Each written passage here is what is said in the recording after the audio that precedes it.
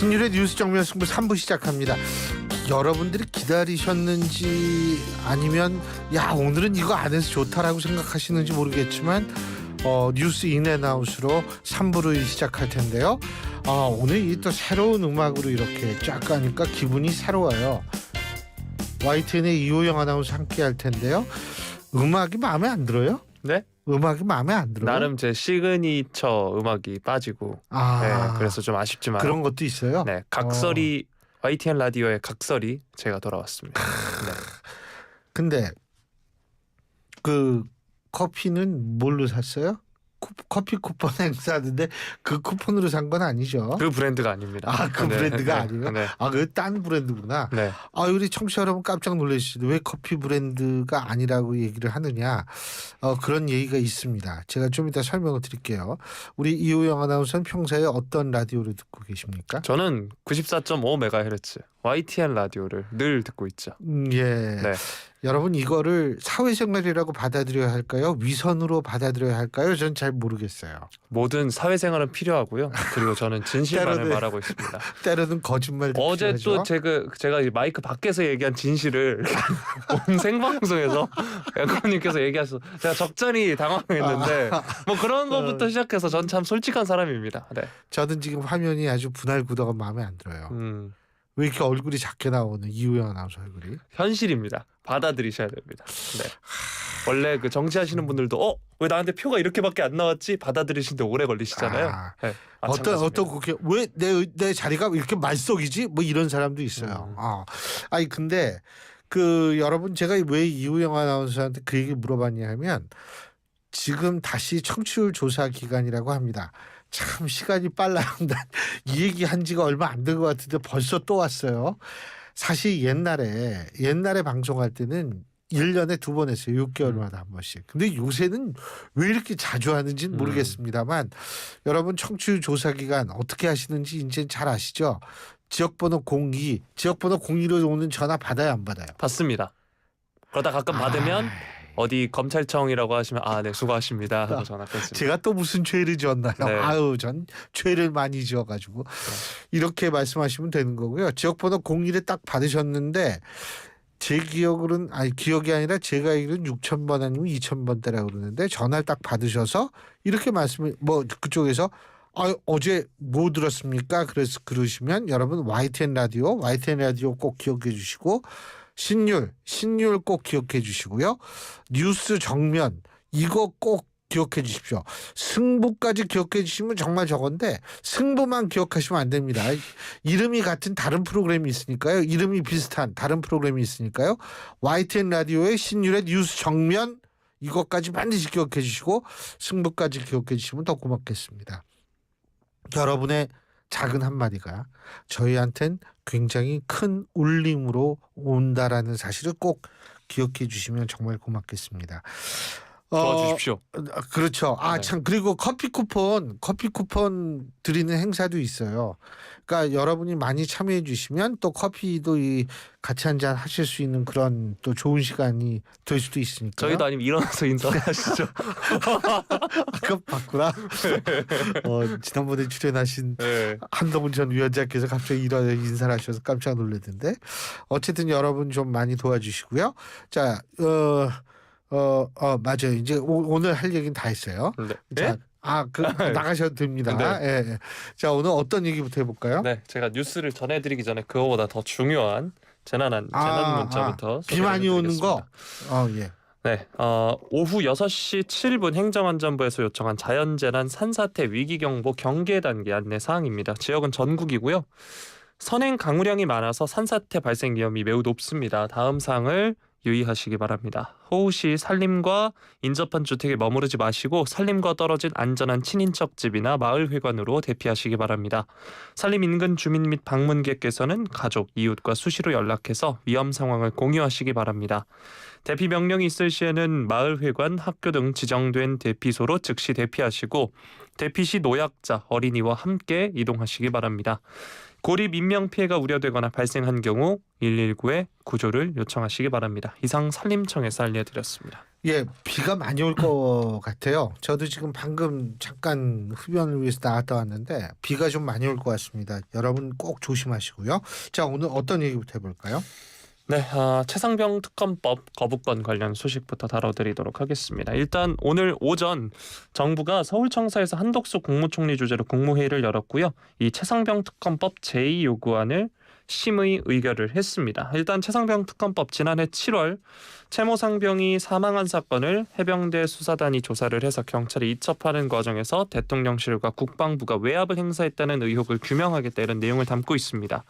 21대 국회에서도 이제 거부권을 행사해서 폐기가 된 바 있고 22대 국회에서 민주당은 당론 1호로 이 최상병 특검법안을 발의를 했습니다. 이에 대해서 이제 정부가 제2요구 안건을 심의 의결한 거고요. 윤석열 대통령이 오늘 이를 제거했습니다. 오늘 오후에 공지를 통해서 특검법 제2요구안을 제거했다라고 발표를 했고요. 어제 발표된 경찰 수사 결과로 실체적 진실과 책임 소재가 밝혀진 상황에서 야당이 일방적으로 밀어붙인 순직해병 특검법은 이제 철회돼야 한다라고 강조를 했습니다. 윤 대통령이 이렇게 법률안 제의를 요구한 게 이번 8번째고요. 법안 수로는 15건째 이번입니다. 윤 대통령은 지금 나토 정상회의 참석 등을 위해 미국을 방문 중인데 전자결제 방식으로 거부권 행사 제거할 것으로 관측이 됐고 그렇게 한 것으로 지금 보이고 있습니다. 자, 민주당에서는 윤석열 대통령을 향해 최상병 특검법의 수용을 재차 촉구를 했습니다. 특검을 거부하는 건 국민에게 생방송으로 거짓말했다는 자백이자 국민을 위한 대통령이길 거부했다는 선언과 같다 이렇게 압박을 하기도 했고요. 국민의힘을 향해선 집권 여당이 오로지 대통령 부부 방탄을 위해 움직이는 게 정상이냐라고 이야기를 했습니다. 군인권센터 역시 대통령에게 제2요구권 행사를 건의하기로 한 정부를 향해서 임성근 전 해병대 1사단장을 위해 존재하는 정권이다라고 비판을 하기도 했고요. 민주당의 경우에는 임 전 사단장 무혐의 처분한 경찰 수사 결과도 문제 삼고 있는 상황입니다. 반면 국민의힘은 야당의 특검법, 특검 추천 권한 등 위헌적 요소가 포함된 데다 충분한 협의 없이 일방적으로 처리됐다. 거부권 행사 마땅하다 이런 입장인데요. 사실 지난주가 아니죠. 요즘 계속해서 이 최상병 특검법 관련해서 정치권에서 나오는 이야기들 전해드리고 있습니다. 결국 대통령이 제2요구권을 행사했는데요. 이 부분 어떻게 보시나요? 일단은 저는 좀 아쉬운 부분부터 좀 말씀을 드려야 될 것 같아요. 이게 지금 위헌적 요소가 담겨져 있다라는 것이 정부와 여당의 입장 아니겠어요? 그런데 제가 민주당이라면 이 특검법을 발의할 때 되도록이면 이런 상대방이 문제를 지적할 수 있는 부분을 최소화시키는 것이 전 굉장히 중요하다고 봅니다. 그러니까 위헌적 요소가 있다라고 얘기를 한다면 이게 사실 어제 오늘 나온 얘기도 아니고요. 그렇다면 이번에 제출할 때에는 조금 더 그런 부분에 신경을 쓰고 제출을 하면은 어땠을까라는 생각이 들어요. 왜 상대방이 할 말을 없게 만들어야 된다라는 건 굉장히 중요한데 이런 것들 이렇게 그 상대방이 문제를 딱 잡아가지고 이것 때문에 안 한다라는 식으로 얘기를 할 수 있다면 저는 이거는 사실 민주당이 조금 더 신경을 쓰고서 이 특검법을 만들었어야 되는 것 아닌가 이런 생각이 들고요. 두 번째는 사실 좀 뭐라고 생각하냐면 좀 아쉬운 부분이긴 아쉬운 부분인데 사실 지금 더 법사위에서 이 대통령 탄핵 청원에 대한 청문회를 연다라고 얘기를 하지 않습니까?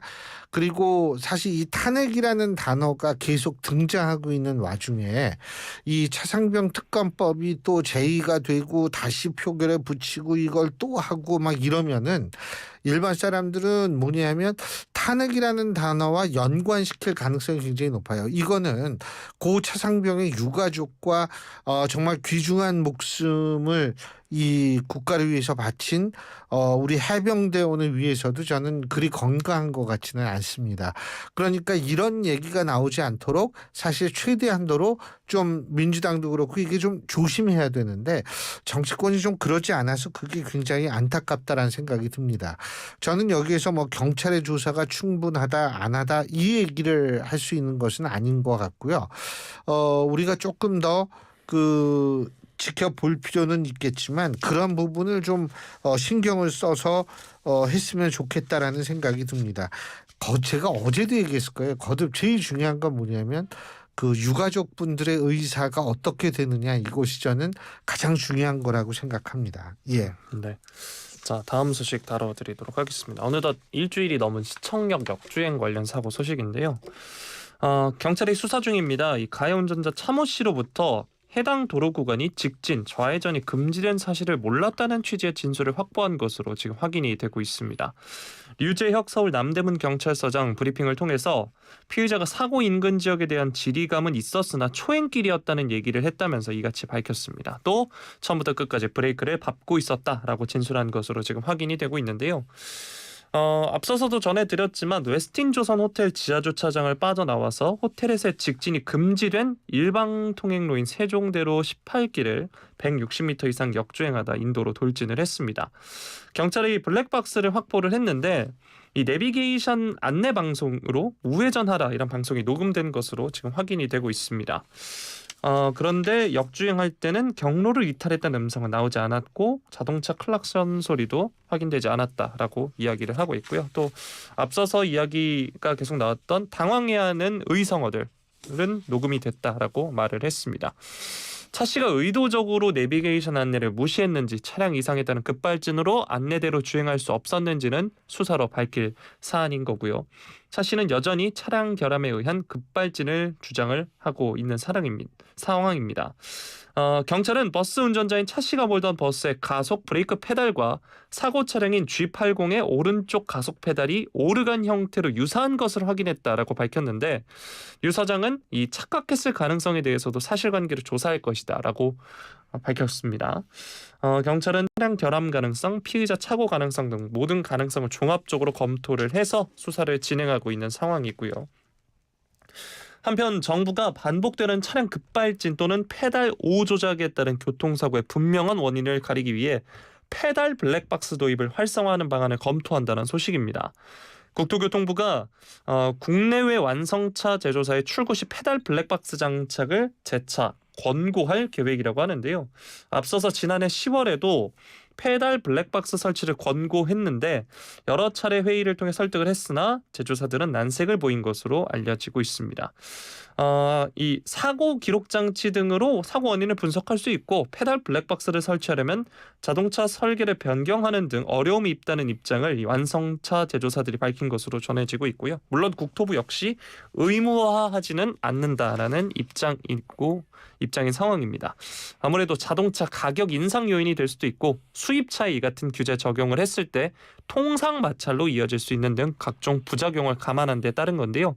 외국에서도 이 페달 블랙박스에 대해서는 의무화된 사례는 없는 것으로 지금 전해지고 있습니다. 다만 또 정치권에서 이 의무화하는 방안을 추진하고 있다는 소식이 전해지고 있는데요. 국민의힘의 이현승 의원, 자동차 제작 판매자가 의무적으로 신차에 페달 블랙박스를 설치하도록 하는 것을 골자로 한 자동차관리법 개정안을 대표 발의했다라고 밝혔습니다. 자, 시청역 역주행 사고와 관련한 조사가 계속해서 이뤄지고 있는 상황입니다. 페달 블랙박스 장착에 대해서는 어떻게 생각하시나요? 물론 뭐 장착하는 게 좋죠. 근데 페달 블랙박스라는 건 사고가 난 이후에 그 사고의 원인을 밝히는 거 아니겠어요? 근데 우리가 더 중요하게 생각해야 되는 건 예방이죠. 그렇죠. 네. 사고를 나지 않게 해야 되는 거예요. 페달 블랙박스는 그러니까 사고를 나지 않게 하는 거는 아니거든요. 그래서 저는 제가 지난번에도 한번 우리 청취자 여러분들께 말씀을 드렸는데 이 발명왕이 되신 분이 이 자동차 급발진이라고 의심된 상태에선 강제로 자동차를 멈추게 할 수 있는 장치를 개발했다고 하는데 이 부분에 대해서 좀 정치권이나 아니면 뭐 정부나 한번 이런 거를 잘 좀 들여다봤으면 좋겠다는 생각이 들어요. 그래서 이 부분을 우리가 조금 신경을 써가지고 사고를 최대한으로 막는 방향으로 일단 했으면 좋겠다. 페달 블랙박스도 물론 중요는 합니다만 좀 그랬으면 좋겠다 이런 생각이 듭니다. 자, 그러면 오늘은 여기까지 하고요. 근데 8761님이 이런 또 문자를 보내주셨습니다. 시간 변경 옮겨줘도 두 분의 티키타카 재미있네요. 예, 오늘도 참 재밌게 하느라고 수고하셨어요. 네, 아주 믿음직스러워요. 다 예. 제 덕인 걸로 하겠습니다. 그럼요. 화면을 조금 조정해 주셔가지고 이 얼굴 크기를 좀 비슷하게 맞춰주시면 더 고마울 것 같고요. 조정을 해야 되는 사안이군요. 어쩔 수 없이. 그럼 네. 지금 무슨 말씀을 하시는 겁니까? 들으신 대로입니다. 네. 예, 오늘 수고하셨어요. 예, 고맙습니다. 예, 지금까지 이우영 아나운서였습니다. 지역의 전문가들과 원하는 배움을 이루는 이곳 경기 공유학교입니다.